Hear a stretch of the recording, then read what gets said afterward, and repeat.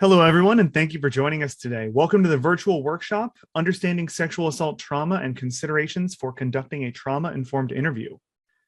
My name is Tyler Rabel, and I'll be your technical host and moderator for today's event. We're thrilled to see such an excellent turnout. Thank you all so much for being here and for taking the time out of your day to participate in this workshop. As a reminder, the opinions, findings, conclusions, and/or recommendations expressed in this workshop are those of the authors and do not necessarily reflect those of its funding. Thank you for your attention. And now I'm going to pass the virtual microphone over to our presenters today, Kelly Taylor and Jordan Sadinsky. Kelly, the floor is yours. Thank you guys so much. So I'm very excited to be here. It looks like we have an amazing amount of participants, and I was loving watching where everyone was from. I'm in North Carolina. I saw some of my North Carolina folks out there, so really exciting. So my background is I'm a registered nurse. I've been a forensic healthcare examiner for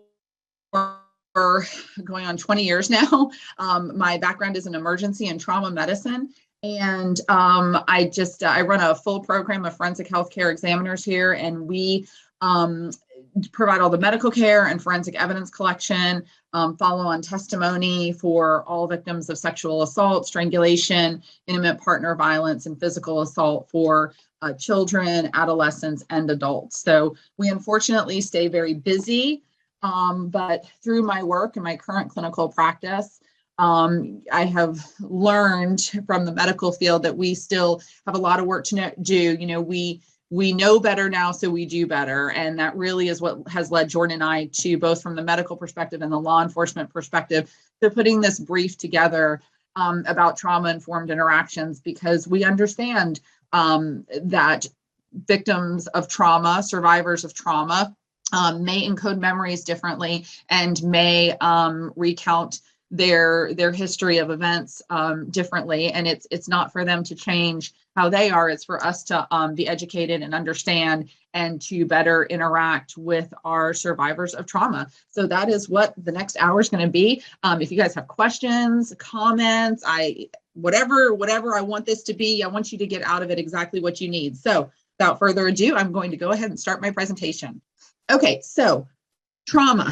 So we have kind of our hard sciences, which is DNA, fingerprint technology, and everything is evolving so quickly. We're able to collect evidence, further in time from an assault because our DNA evidence has advanced so much over the years. But what we found is more of these soft sciences, and that there's scientific advances with how we're actually interacting and communicating with those survivors of crime and trauma, how people are triggered by trauma, how we're conducting interviews, not only with victims, but also with witnesses and those that are accused, and then just generally how victims of crime are perceived. So neurobiology now it's a study that we're utilizing not only in our clinical practice, law enforcement practice, but also in court of law.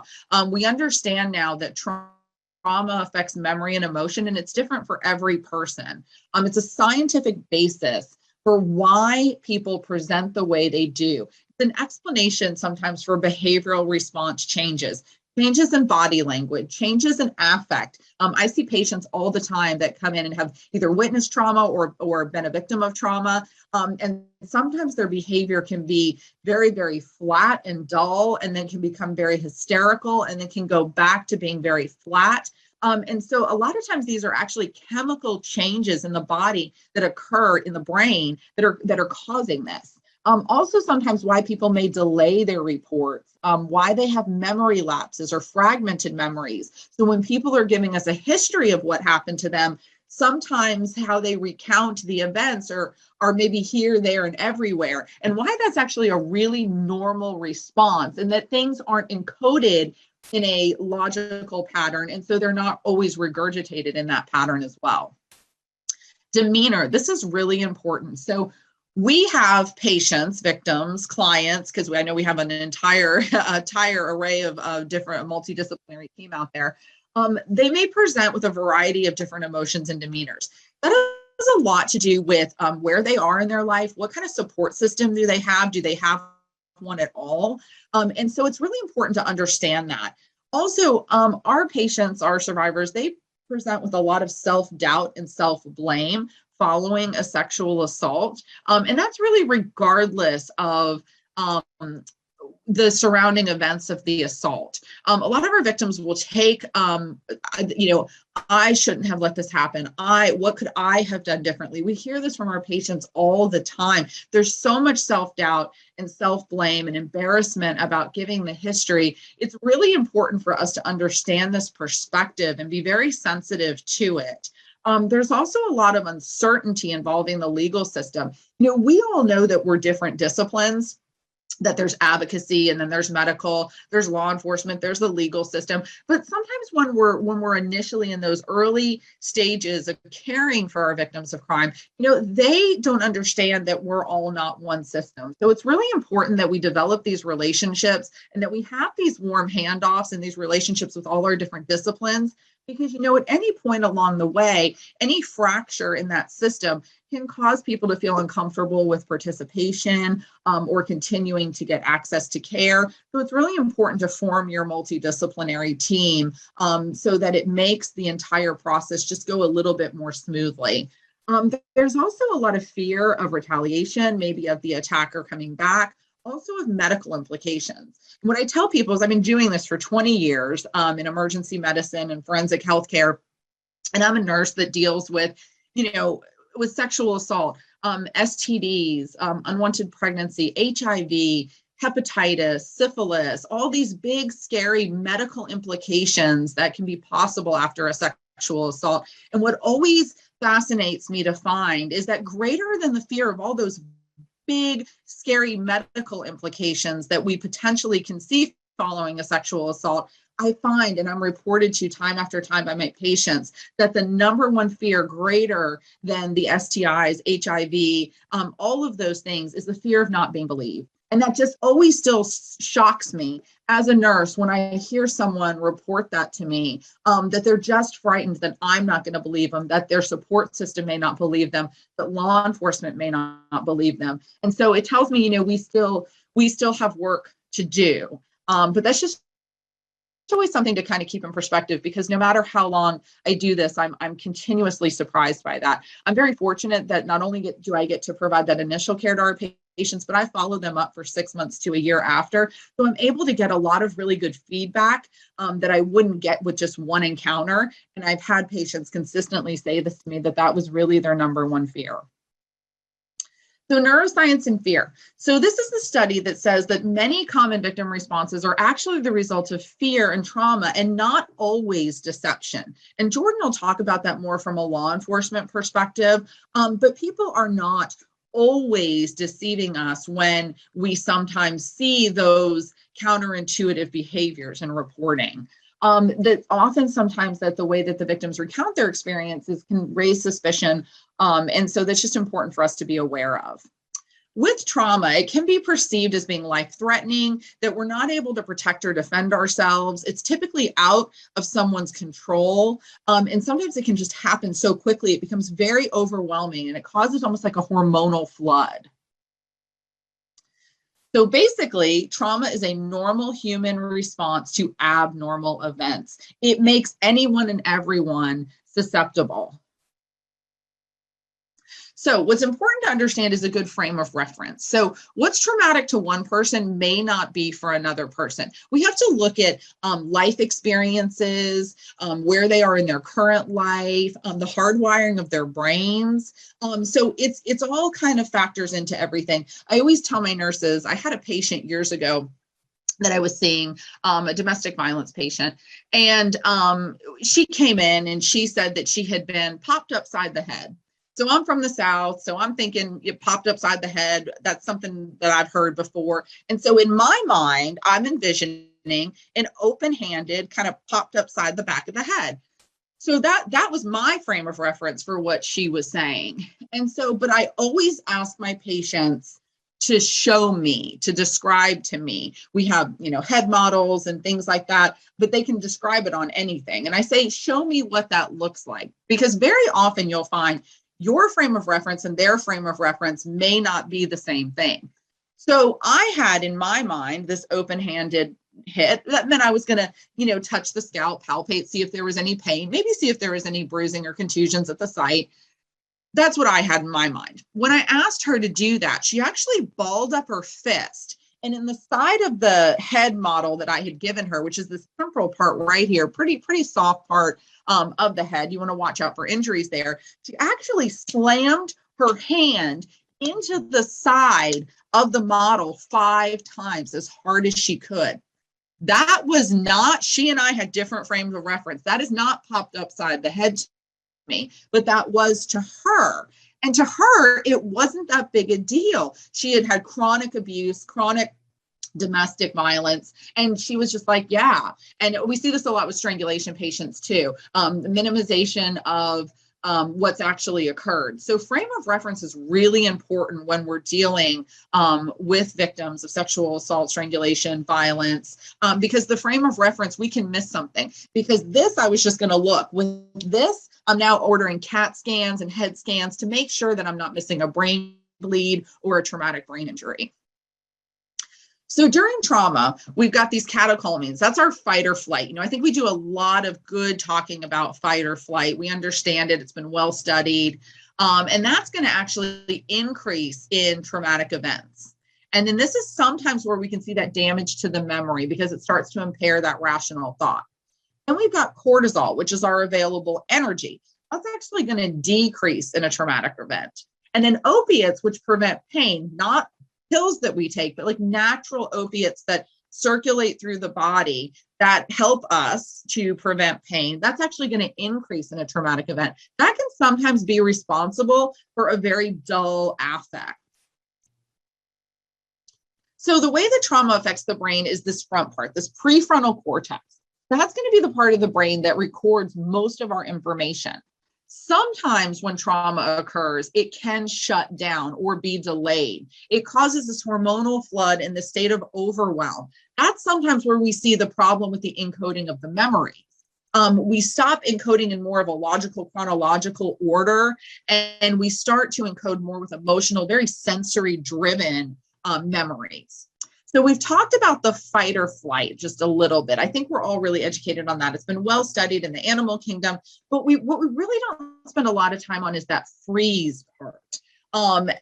We're now starting to really look into it. And with freeze, how they've studied it in the animal kingdom, it's, the possum that maybe we see on the side of the road and we think it's dead. And then when it feels like it's safe, it gets up and scurries away. Or the rabbit that freezes in the woods, when they hear danger. It's a very primitive and self-protective mode. They're really starting to look into it a lot and do a lot of research with humans. It's very much the same effect.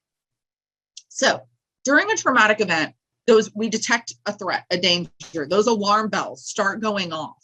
That's sometimes when our amygdala will start to take over instead of that prefrontal cortex. And that's where those emotional memories are encoded.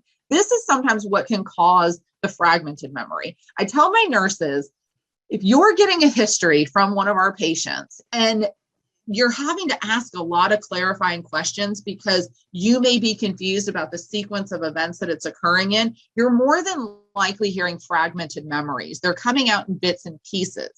Very often I'll ask my patients to report it, tell me a little bit about what happened before the assault, and then tell me, most of the history about as much as you can remember about the assault, and then tell me kind of how you got away to safety and how you got to me. And so what I'll find a lot of times is they'll start to give me that beginning portion and then that middle portion. And then sometimes we'll be back kind of at the beginning again. And I may even have to say, no, wait, was the person that was there at the beginning, or were they also present during the assault? Oh, no, I'm back at the beginning. Kind of piecing it from here, there, and everywhere. You're probably seeing fragmented memories. Then what's going to happen is that hypothalamus is going to start to be activated. That's where your blood pressure goes up, body temperature goes up, heart rate's going up, all the blood and oxygen that we have are diverting to those muscles. That's when the adrenaline can start to flood the body. We get that hormonal flood. At this point, our memories can sometimes be slow and hard to process. Now, remember, the only memories that can never, ever, ever be recalled are the ones that were never created through maybe like a loss of consciousness. But if the memories were created, there's always the potential to restore them. It just may be a slow process to get that to happen. So we have to show a lot of patience, and we have to understand this in order to be able to explain it to those that we're working with. all the systems that aren't critical to survival, they start to shut off. And then what can happen is this complete shutdown. And so sometimes we'll see this tonic immobility. And that's what I kind of want to spend a little bit of time talking about.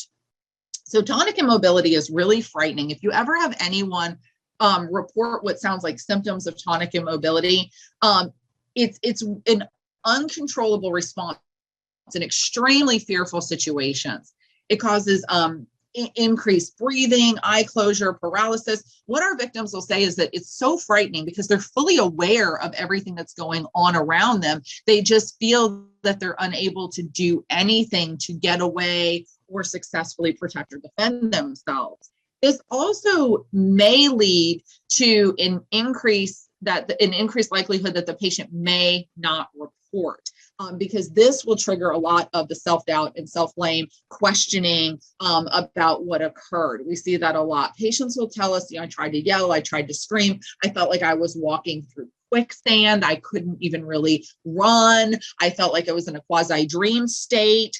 So it's important that we appropriately identify this. I was teaching a class years ago, and I had a student in the class. When I was talking about tonic immobility, she said, can I share my story with you? She said, because I think what you're saying is so important about how we as first responders and healthcare workers and advocates and, law enforcement, I think it's so important that we identify this, because if we do identify this and we know the resources, we can't all be experts in this area, but if we know the resources and we know this exists, we can truly help people to heal and grow. And so she shared her story and I said, okay, this is amazing. Can I please share this forever? And Jordan's heard this story probably 50 times because I tell it every time we teach a class. But I think it's so important to really understand the lifelong implications of not understanding these concepts. So she shared that when she was in high school, she ran track and field. And this was a big thing that she had done with her dad. It was kind of their passion together. And so she was a senior in high school. And on this particular day, college scouts were coming for scholarships. So she went and she was running her meet, but her dad didn't show up. And that was extremely unusual. So before the meet ended, she went into the locker room to go change her clothes, grab her bag, and then she wanted to go to the front office to try to call her dad and see where he was at. So the rest of the team was still out on the field. So while she was in the locker room changing, the coach came into the locker room. He had been sexually assaulting her for her entire 4 years of high school. She hadn't told anyone. And she said, looking back, she didn't fear him. She said, now, as an adult looking back, she knew this was wrong. It was an abuse of power. It wasn't okay. But she said in her juvenile mind, she wasn't afraid of him. And she said, that might seem confusing, but I just wasn't. So on this particular day, he started to sexually assault her. And while she was in the locker room, across the gym floor, she could hear footsteps coming closer and closer. And so she thought, someone's coming, he's going to stop. This is going to stop. Well, he heard the footsteps as well, too. And so he put his hand over her mouth and nose, and he said, if you scream, I'm going to kill you. She said she had never feared him before, but in that moment, him putting his hand over her mouth and nose and saying he would kill her, it was a viable threat. That was a real fear. She couldn't breathe, and she was hearing the words, I'm going to kill you. She said she heard someone yelling her name, and it was her father, her most trusted person. And she realized that's who was walking across the gym floor. So she said, I had the rational thought that when he gets close enough, I'm going to scream his name and this is all going to be over. Now, remember, she can't breathe and he says he's going to kill her. She goes to open her mouth to yell for her father, and she said nothing came out. She said she went to lift her arm to pound on the locker, and she said she thought her arm weighed 1,000 pounds. She said she felt like she was frozen. She couldn't move. So she wasn't able to scream. She wasn't able to pound on the locker and to get anyone's attention. Her dad came to the threshold of the locker room, didn't hear anything, and turned and walked away. After her dad had left, the coach finished raping her. After she went to the front office. She found her dad. She was visibly upset. She said she was just upset because she had a bad meet. He wasn't there. And it really was upsetting to her. She said she ended up, fast forward, she ended up getting the scholarship, going to college, and when first year, turning to drugs and alcohol. She failed. She lost her scholarship. She joined the military. She met her husband. A couple years down the road, she and her husband decided that they wanted to have children. Before they decided to have children, he said, you've got to go get counseling. You've got to go get therapy. This affects your day-to-day relationships. You're hypervigilant. You're on edge. You're tearful. Before we have kids, please, will you go to one counseling session and just see if this would be helpful? So she agreed. She goes to a counseling session. She said for 10 years, she had been carrying the burden and the weight of this assault that only her husband and her knew about. And she said in one counseling session, her entire life was changed because in that session, that counselor identified this as tonic immobility. She told the class that for 10 years, she had told herself that she must have subconsciously liked the attention of the coach because she had an opportunity to get help from the person she loved and trusted more than anyone in the world, and she didn't take it. She didn't understand tonic immobility. She didn't understand freeze. And that was the self-talk for 10 years that she, once again, that self-doubt, that self-blame, I. And she said it set her free and changed her life because she didn't understand this. She didn't understand that that was something that actually happened to her, that she didn't choose to not yell or scream or pound on the locker. So she said, she was regularly going to therapy. They had children. She said it completely changed her entire life. And so we said, did you ever, what happened with your dad? And she said, well, he had actually died from cancer 5 years earlier. And we said, did he ever know? And she said, no, you know what? I never wanted him to know because I never wanted the person that I loved more than anyone in this world to think that he was about 10 feet away from one of the most brutal acts of my life and he couldn't do anything to save me. And I thought, now that is such a bittersweet story of, the love of a father and a daughter and the struggle of not identifying this and not knowing and how impactful our interactions with people can be.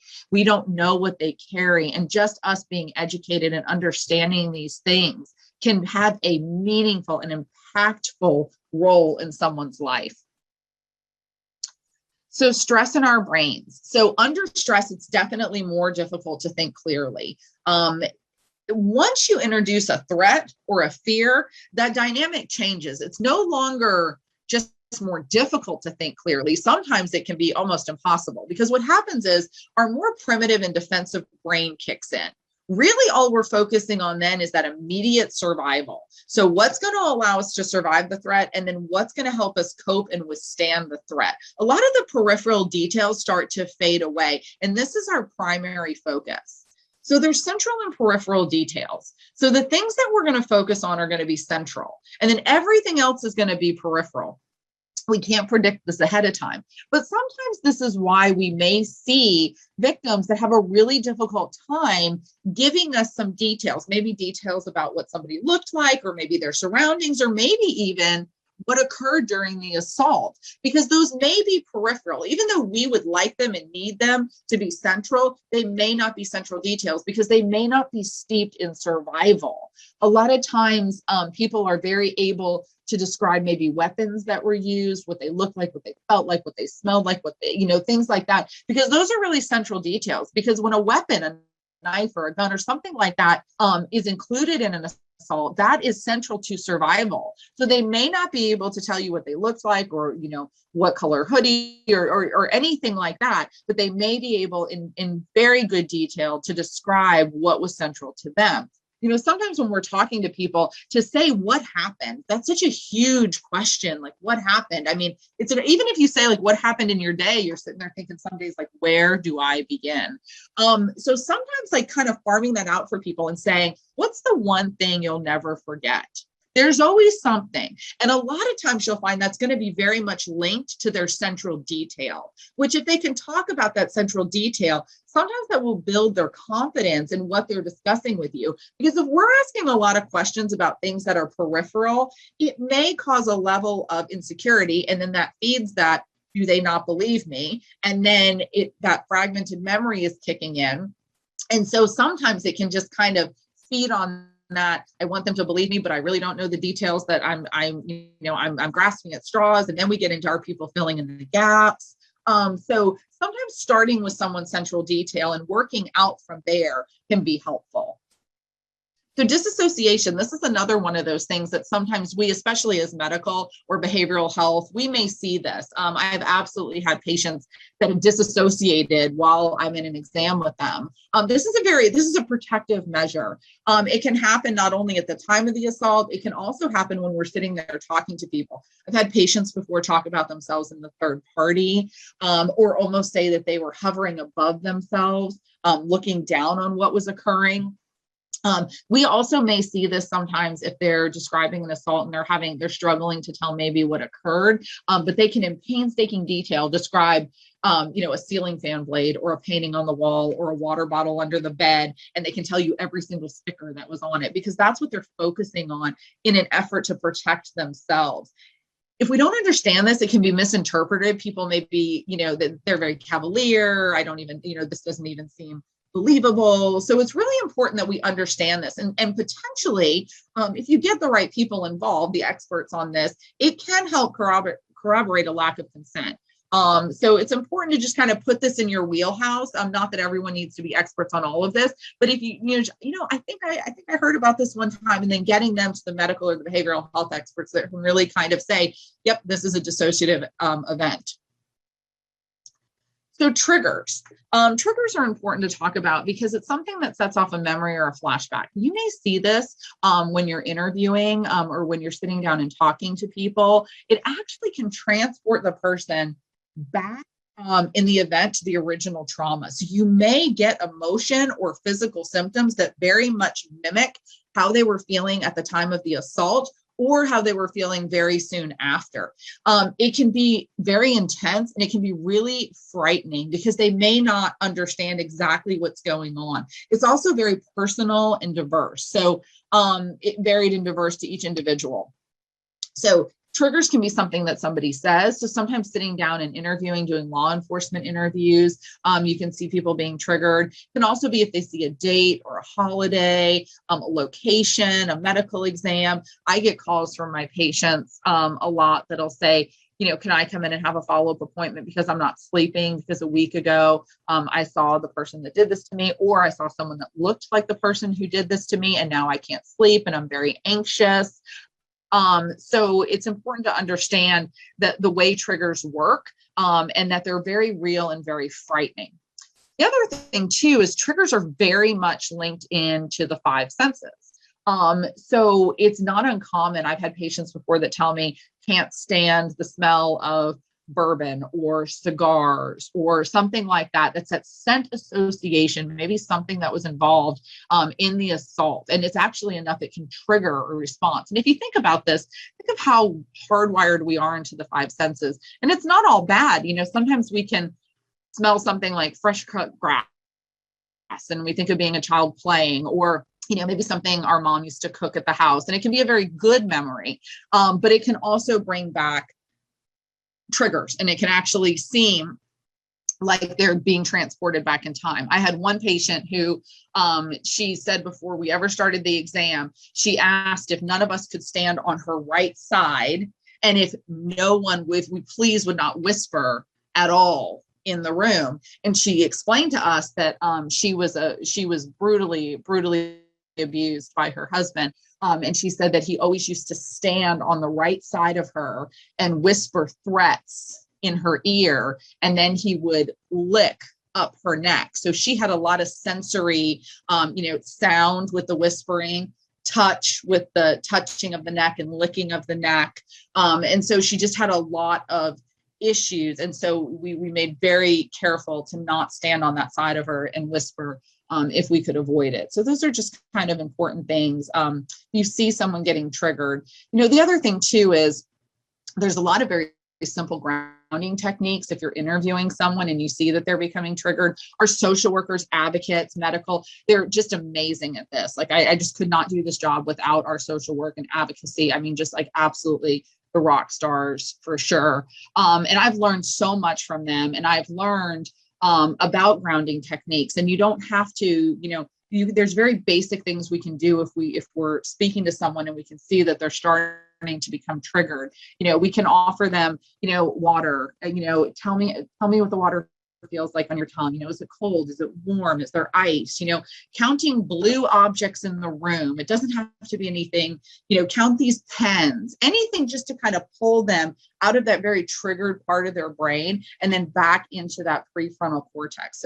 Because it's almost brain distraction, so that they can then try to pull themselves out. Breathing, box breathing. A lot of snipers in the military use this, breathe for 4, hold for 4, breathe for 4, hold. Just doing the in and the out of the breathing.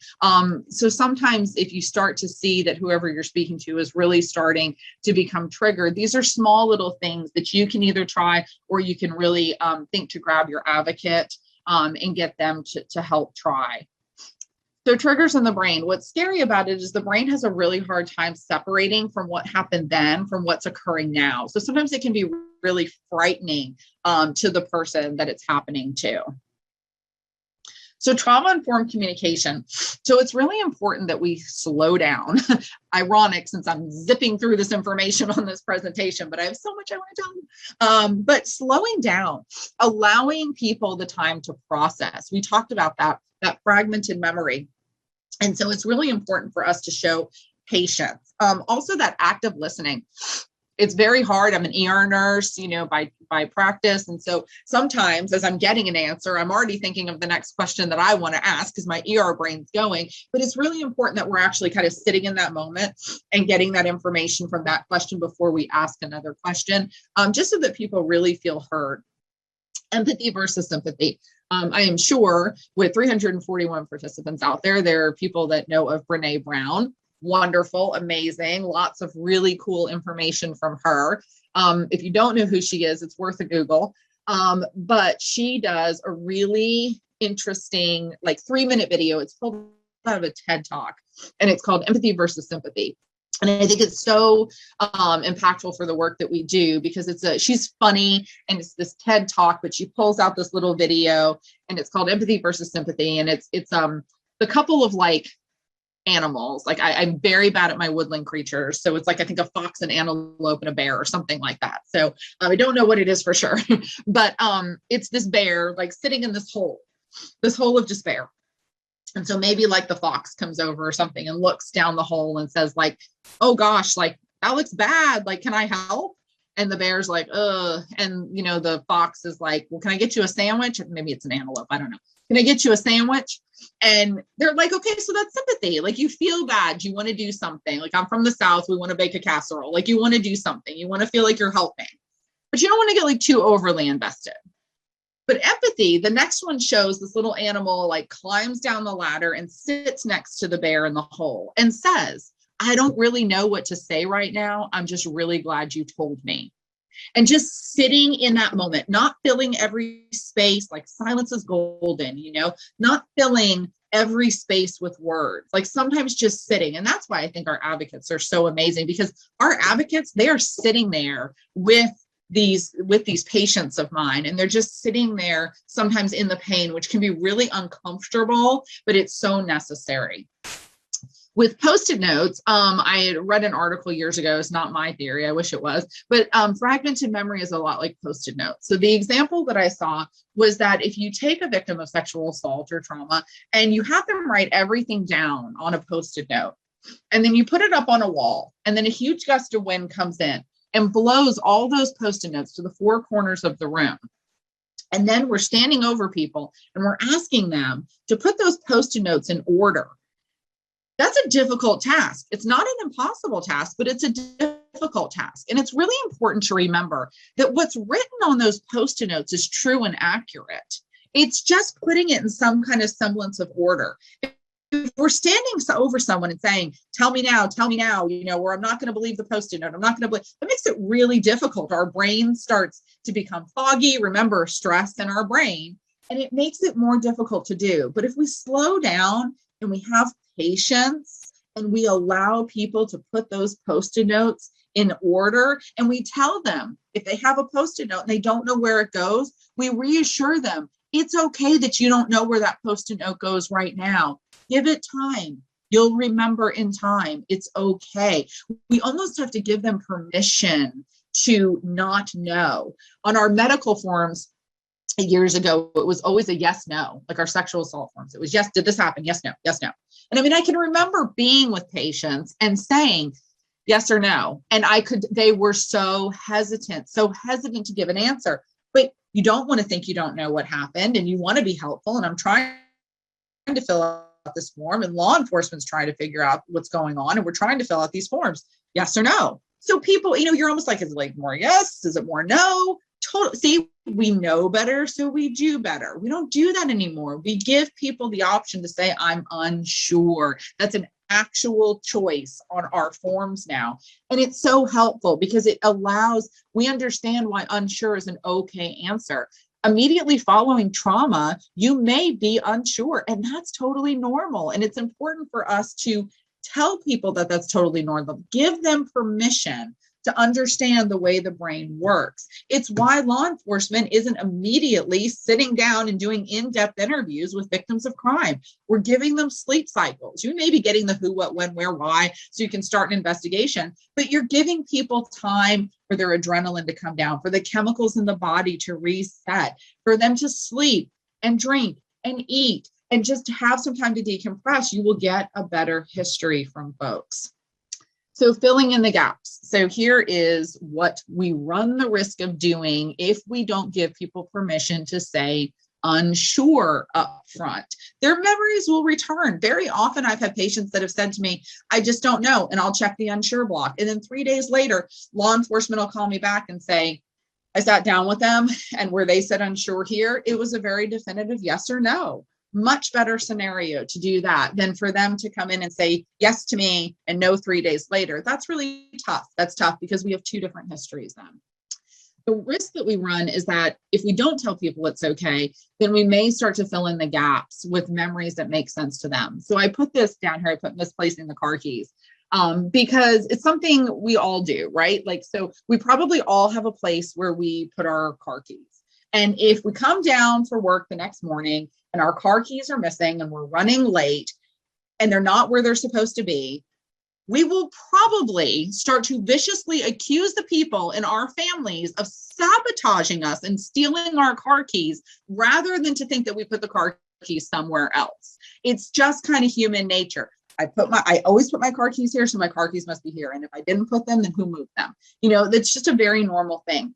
So I was actually going to desperately try to get out of telling this story, but the team, Jordan's laughing, the team decided that I needed to tell this story. So I took it out of the presentation and they forced it back in. So I'm going to tell you this story. It's just a funny story, so take it as it is. But I think it really does explain. I think you guys, whether you want to admit it or not, have all had a moment like this.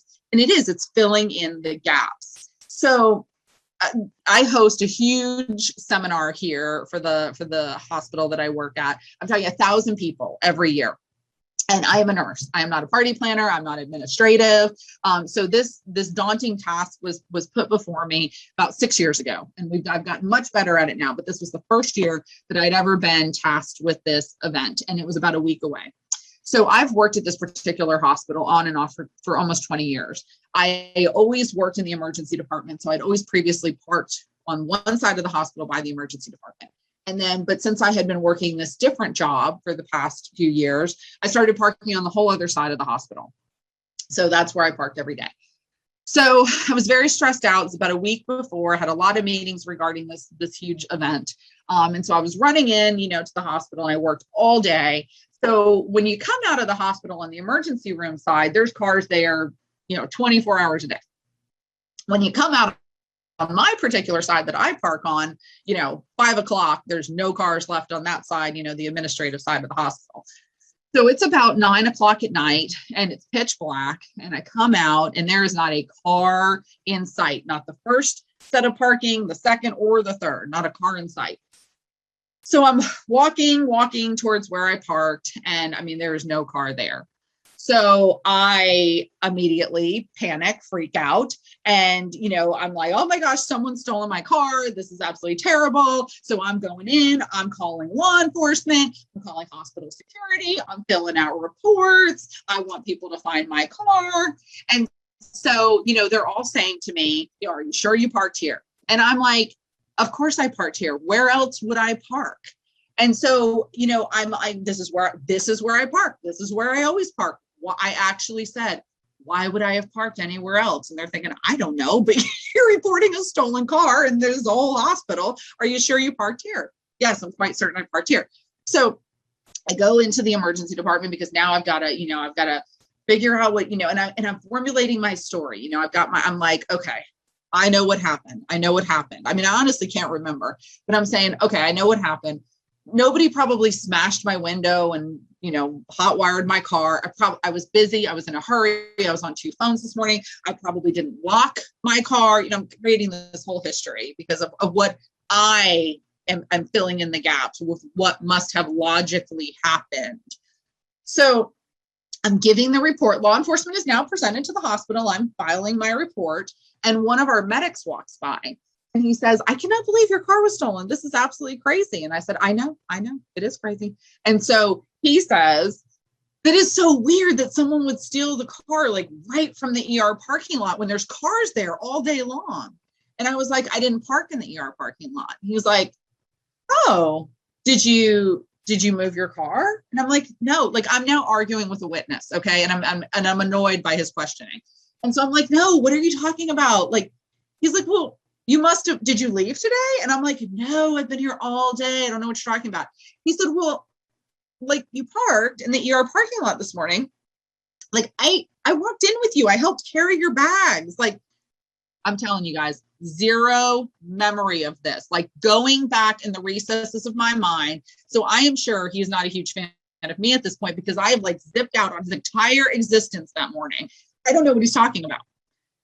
So while everyone's filling out reports and stuff like that, after this very bizarre conversation with our medic, I decide like maybe I'm just going to pop outside just pretty much to prove everybody wrong, right? To the ER parking lot. I'm sure you can all anticipate, I'm sure our 346 participants are very smart. You can see where the story is going. So I go out to the ER parking lot and lo and behold, my car is exactly where it was supposed to be in the ER parking lot, right? But why would I have parked there? It makes no sense, like words that came out of my mouth. So I tell everyone, Jordan's heard this 1,000 times, if you have a decision to make at that point, like, what do you do, right? Like you have one of two choices. Like you can absolutely walk away, start an entire new life. I was like, I can be happy somewhere else. It's not a problem. So you do that, or you do the right thing, which of course I did. So I walked back in the ER and I told everyone that someone had in fact stolen my car, but they returned it to the ER parking lot. Thank you. That's the end. So, they then ripped up the report, made fun of me. And I literally have never lived that down with hospital security or any of our law enforcement officers for the entire 6 years. I made the mistake of telling this story at one class. And then now I'm made to tell it everywhere else. I think they just like to discredit me mid-presentation, but it's a funny story, but you can see how we all do it. So the thing about that is then after the stress of this whole day and doing this, I was driving home and like, I really started to calm down from my day. And I actually like remembered parking in the parking lot. I remembered walking in with the medic. Like and I wasn't like maliciously, I was filling in gaps. I was out because I was filling out a police report. So, it's just sometimes it happens. We've all probably driven home and gotten in our parking, our driveway and thought, how many red lights did I run? Like you're distracted, you're busy. So you can think about it. If we do this kind of stuff day to day, some of us probably more than others, you can only imagine when you add the stress of an assault or a traumatic event, how easy it is to fill in the gaps and how desperate you are to know what's happened to you. So it's just important to remember. And a funny story, it makes sense. So what does it all mean?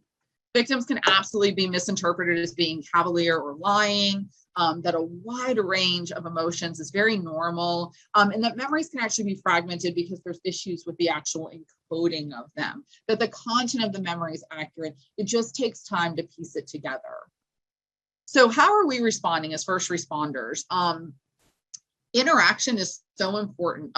Secondary victimization, how are we asking the questions? You know, we all have questions in our profession that we have to ask. But are we phrasing them in a way that allows room for understanding that there's self-doubt, self-embarrassment? And sometimes the way that we're asking is not the way that they're interpreting. I always give the example to my nurses. For sexual assaults, we have to ask the question, you know, in the past 5 days, have you had any consensual sex that may interpret the DNA findings of what we're collecting? And so when we used to ask that question, I used to get, it was an uncomfortable feeling. I've even had patients kind of come back at me and say, why, if I say yes, are you not going to do this exam? And I've gotten feedback from patients who have said, when you asked that question of me, I felt like you were judging me or you weren't going to help me if I said yes. And so now it's just very simple. I still have to ask that question. But when I explain why I asked that question, I don't get those same reactions anymore. So now I say, so I'm getting ready to potentially collect DNA from whatever area. Have you had any consensual sex in the past 5 days? The reason I'm asking is because if I collect this DNA and a consensual partner DNA is determined, that's important to know and understand. We don't want to, bring them into the course of an investigation. Also, maybe you tell me that there's pieces and parts of the night that you don't necessarily remember due to fragmented memory. If I find additional DNA, are we looking at a potential that we have multiple offenders? You know, there's lots of different reasons that we need to know from a scientific reason the answer to this question, but they're not thinking we're asking for scientific DNA reasons. So it's really important that the hard questions that we have to ask, we're asking and we're going ahead and taking the guesswork out of it. Because if we leave it up to our patients or our victims to interpret why we're asking, then sometimes that's where that feeling of, self-doubt, self-shame, and secondary victimization, it's unintentional, but it may seep into the room.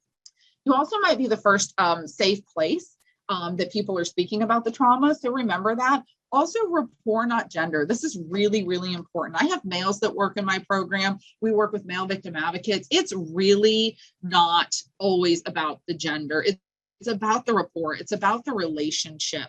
It's about sitting down and taking that time. So just be very aware of that, that it doesn't always have to be a female with a female. Now, if they have that request, then that's fine, but you don't always have to put it there. It's really, none of my male examiners have ever been refused. And I don't go in and say, I have males, I have females, who would you prefer? I just say your forensic examiner's on their way. And then when they get there, I allow them the opportunity to build that rapport. If it doesn't happen, that's perfectly fine, but 9 times out of 10, it will. So I made this acronym, BELIEVE, and it's build rapport, which we just talked about. Eye contact, having good eye contact. Also that language, verbal and nonverbal. Nonverbal is really important, right? I'm an arm crosser. I have to think about that. Information, it's only useful if it's shared. Empathy, we talked about that. That's what fuels that connection between individuals. Vulnerability. So knowing your vulnerabilities too. So, sexual assault and trauma, it creates a whole level of vulnerability on its own. People are not going to voluntarily make themselves more vulnerable if they don't feel like they're in a safe place to share what's going on. And then empowering small decisions, it's important. Do you want to sit here or there? Do you want coffee or water? Do you want ice or, room temperature? Little things that we can do to just give back and empower small decisions. Now, when you talk about frame of reference, though, empower is really important, because if you work with victims that may not have a history with violence or domestic violence, if it's a single incident or maybe a one-time sexual assault, something like that, empowering is very good. Just be cognizant if you're working with victims of domestic violence, this may be really hard for them. And this is where that frame of reference is really important. Know who you're sitting down and talking to. Because sometimes I find that with my domestic violence patients, giving small choices can actually be very overwhelming. You see this too with human trafficking victims. They have not been allowed to make any decisions or any choices. And so then giving them a lot of choices can actually become very overwhelming and very anxiety producing. So this is where it's really important to know who you're talking to. Perspective. So it's just important for us to think how it feels for people to talk to professionals about their experience. Also to remember those fear-driven responses and self-protection. It's very normal for us to want to self-protect. And that need to feel accepted and believed and feel safe enough to communicate with us. You're going to go and do your investigation or do your medical care or whatever it is that you need to do with everything that you have in your wheelhouse. But sometimes just sitting down and providing that safe space to get the information so then you can go and do the job that you need to do is really important, because that information is only going to be useful if they share it with us. There is my contact information. I think there's a couple of questions, so I can take those now if we have time, and then I'm going to be here, and I think we're going to do Q&A later. So Kelly, if you'd like, I can kind of help facilitate the question and answers. That might be easier. Go for it. Sounds great. Absolutely. And so first, thank you so much for your presentation. I'm sure I'm not the only one who was cracking up at the stolen car story. I'm sorry that it's at your expense, but it, okay, as Cece mentioned in the Q&A pod, the story needs to be told in your presentation. So many can now relate that aren't in the mental health field. So that kind of makes it relatable for everybody. So at the very least, it's resonating. Yes. So we've had a couple questions come in through the Q&A pod. We've also had some come in via email. Okay. So for those of you that are listening, as we're going through these, if you have any other questions, feel free to type them out. And we will also have a roundtable discussion towards the end of today's event. So the first question we had came in from Mary, and she wanted to know if you could provide any links to specific resources that you can share about various grounding techniques to use when a client becomes triggered. Absolutely. So my victim advocate that I work with has amazing resources. So I don't know if that's something that I can then share with you guys and you can send out to the participants, but it talks about like focus objects, like what I was talking about. I actually teach this to our crisis negotiation team with our local police department. And we talk a lot about grounding and box breathing and focus objects. So yeah, I've actually sent resources to them. So I am more than happy to share that. And if you guys will blast it out, that'd be great. Yes, absolutely. So when we release the archival version, we can post a lot of these resources on the course page. So anybody who is registered today or registers to watch the archival in the future will have access to those resources as well. Cool. That's a great question. We have another question from Mary, and she asks, can you talk a little bit about how survivors might react with anger or hostility when they are triggered? With a follow-up of how can this be and how this can be misinterpreted by service providers as being verbally abusive or resistant to services? Yes, that is an excellent question. And it's so interesting when we talk about demeanor and the different ways that patients present. You know, when I got into this, I thought, you know, after reading, you know, now what's a little bit outdated material, then, you know, I just thought that everyone would be very sullen and make poor eye contact and very grateful for, you know, someone being there to assist with services. And what I found out is that's not how every patient reacts in the moment or even when they're triggered later. And you get a wide variety of different emotions. Anger, I've even had patients before that I'm doing a kit that they've asked, you know, a sexual assault kit that they've signed consent for and they want, and they're so angry and hostile with me. I've actually had to stop and remind them, we don't have to continue. Like this is, you know, this is voluntary, you know, you don't have to do this because some people do act with a lot of anger. So I think the biggest thing is because it's so easy to misinterpret that. It's really important that we're educating our medical, especially our emergency services. Part of the reason I've always stayed in our emergency department with my program is because I am trauma informed. And so I am constantly going to our emergency room physicians and nurses and explaining to them these exact reactions that are so easily misinterpreted. And so we're not then calling security into a room with a patient and holding these patients down and chemically or physically restraining them. And so, you know, we're very quick, especially in emergency departments, you know, to maintain that controlled environment and the safety of the staff and other patients. But sometimes it is just a triggered patient, and it's not someone that's going to escalate and become violent. So understanding the differences. And so I make myself always available to our emergency department. So for any nurses out there, get in your emergency departments if this is your specialty, if this is your niche. And I have the ER calls me all the time and says, hey, are you in house? We have one of your patients back up here, and they're about to, they're talking about calling security. And I will immediately go up and intervene. And just sometimes having that trauma-informed approach and understanding this, it makes a world of difference. So I think education is absolutely, especially of those initial like ER responders, is so important. Excellent, thank you. We had a question come in through the email channel that asked a very similar kind of question. So with that, I'm actually going to go to a different one, if that's okay. We're going to switch gears a little bit. Paul says that he recently read about the value or usefulness of RMDR, so rapid movement desensitization and reprocessing. Do you know if this has been utilized in whole or in part during a trauma-informed interview? Not so much like in the immediate for us, like in the emergency department. I'm sure it has in behavioral health. And Jordan, I don't know, is this something that they're utilizing with law enforcement? I have not at this point heard about that. It's a great concept. I just haven't heard it being. I think so too. Yeah. I would imagine this is probably more right now with like a lot of our behavioral health providers and kind of the intense therapy. But I haven't personally used it in any of my interviews. And that's no problem. Thank you for the clarification. Paul did add that it seems that it could pair well with grounding techniques.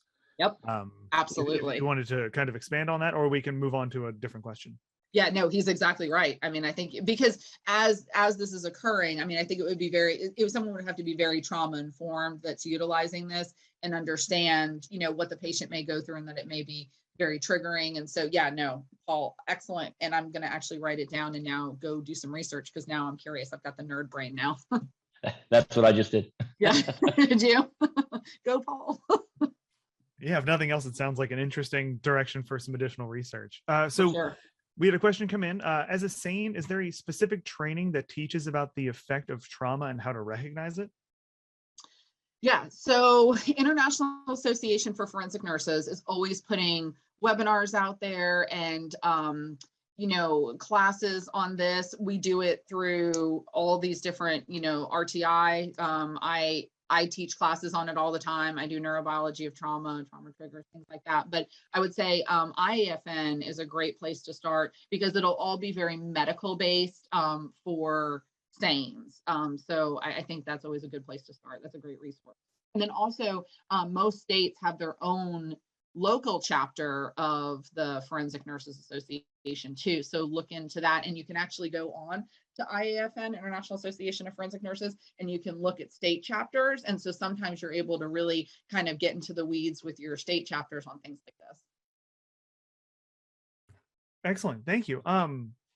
So I know that Jordan and I have talked about in previous conversations outside of today, the value of this multidisciplinary approach. And for those of you that are listening right now, we've actually have a couple podcast episodes dedicated to the topic. But I was hoping that you could expand a little bit on the relationship you have with the investigators that you work with. Has it always been positive? Yeah, it actually really has been, but that doesn't come accidentally. That is with a lot of work. So I make it a point that I meet with, we have, lots of different local law enforcement that we work with, all in different counties and, jurisdictions. So it's really important. Sexual assault response teams are really important, getting that multidisciplinary. We do ours a little bit differently here, and we've had a great success with it. We do a lunch. We do a lunch and learn on the third Friday of every month. And we have a different, I'm always kind of running it, but we have a different host, and we keep it separate from our case review because that is different. But our SART is our lunch and learn SART is really for our advocates and our law enforcement. And we really all come together. And I always feel like that if you sit down and you break bread with people and you have lunch with people, you form a different relationship. You ask about each other's lives and families, and you're also there to learn together, and you're learning alongside each other and getting the same information at the same table. But what I think is so nice is you learn about each other. So at 2:00 in the morning, when I'm driving in to do a case, and I ask, what jurisdiction is this in? They tell me, I already have my point of contact. I already know who I'm going to be calling on. And I already know that if I get into a situation when I get in there, that I don't know what's going on, I've got the person, that I just sat with 2 weeks ago at lunch on my speed dial.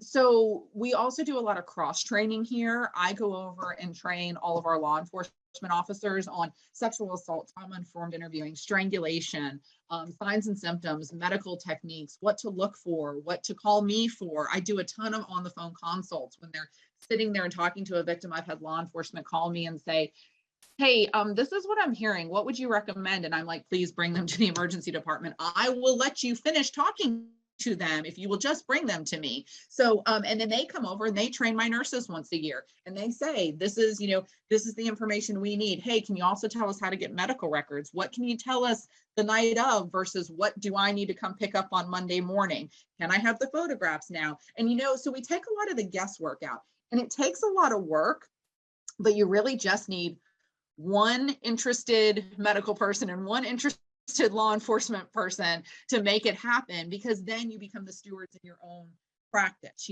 I go back and I say to my nurses, hey, this team of detectives is phenomenal. Whatever they need, go ahead and take care of them, and vice versa. And you become each other's SMEs, basically, and so they'll call me for all things medical, and I will call them for all things law enforcement. And then what's really nice about that too is that warm handoff that you give for the patient. So, I kind of do this with my advocates as well. I tell my advocates, by the time I show up, you're already there with them, and they trust you and like you, and you have a good relationship. So if I know my advocates and I walk in and I say, oh my gosh, hey, it's so good to see you, and I genuinely know about them, that transfers a lot of trust. So I in turn do that with our law enforcement. So I will say, hey, Detective so-and-so's on their way up there. I work with, her or him all the time, and they're really great, and they're going to listen to you. Now, if it happens to be maybe a patrol officer that I've never encountered before, I always go outside the room and I meet the patrol officer and I say, hey, look, okay, I'm going to set you up for success. I've already told them that you are great and trauma informed and this, that, and the other. So listen, I've put a stool right by the bed. When you go in, just sit on that stool and sit there and have this conversation. And a lot of times, like our younger patrol officers, they're so happy to, for me, they've maybe never been to the hospital, never been to my room, for me to just be like, hey, look, we're a team. Just here's what you're going to do. You're going to go in and do this. And so I think just really establishing that relationship ahead of time, because it's really hard to do it at 2:00 in the morning if I've never met you. So do all the heavy lifting daytime hours at lunch. And then when you get to the ER, it's really easy. So very long answer to a question I'm very passionate about, though, is your relationships. No, that's great. I remember one of the first people I ever worked for, when he's going through his hiring process, wouldn't hire anybody he couldn't have lunch with. And I think it kind of reflects that, right? Yeah. Is the value of being able to build that rapport and that trust. So we've had a couple more questions come in. We have about 3 minutes left in our Q&A session, so we're going to try and get through these. So the first question is from Alejandro, and Alejandro asks, are police investigators required to attend a continuing professional education? I guess, looking for education credits on sexual assault trauma. Jordan? I guess I can answer that. So that is dependent state by state, because every state has their own set of regulations. In Maryland, we have a requirement as far as we have to attend in-service for sexual assault, child and adult, within every 3 years, and it's an 8-hour block. That's just what our state does, but I can't speak to what every other state does. Cool, thank you, Jordan. Yeah, I'm certain that each state is probably pretty unique in that regard. We have one more question, which will put us right up to the end of time here. So as a quick reminder for everybody listening at home or at work or wherever you are able to join us from today, there's going to be a feedback questionnaire available at the end of today's session. If you could take time to fill that out for us, that would be excellent. We'll post that in the chat as we get closer to the end of today. But Karen asks, what would you say to a patient who is insisting to smoke even though it is not allowed by state law on hospital property? Wow. Okay. So this is kind of a twofold. So I get asked this question a lot. This is where I thought this was going. See, this is why it was good that I was actively listening to Karen and not answering the question I thought she was asking. I thought she was going to say about evidence collection, because I usually get that. What do you do if a patient wants to smoke or eat or drink before evidence collection? And so what we do in that case, even though you didn't ask, was we will actually open up the kit and we will do all the oral swabs and the hand swabs before, because we are victim centered. So we will not make them wait until halfway through the kit. When we get to that, we'll actually pop that open, do those hand swabs, do those oral swabs. So then we can go ahead and do that. So I don't know. We obviously want to, accommodate this. Things that you could, if you can't find, like we have smoke shacks at our hospital, like it's this one tiny little designated area that the staff is able to go to. We have had people go to the little smoke shacks that we have. So that's just something that we have. But what you could do is you could actually talk to your ER providers about getting someone a nicotine patch or some nicotine gum, so that it would go ahead and actually, I'm sometimes kind of thinking outside of the box. Our providers will very typically order a nicotine patch to be put on someone while they're getting emergency services, if you can't make those accommodations, that they could actually go out and smoke. Excellent, thank you. And I think that's kind of really reminiscent of all of the trauma-informed, victim-centered approaches, right? Is trying to find creative solutions to make sure that everybody's cared for. Excellent. So Kelly, once again, thank you for your presentation. That was wonderful.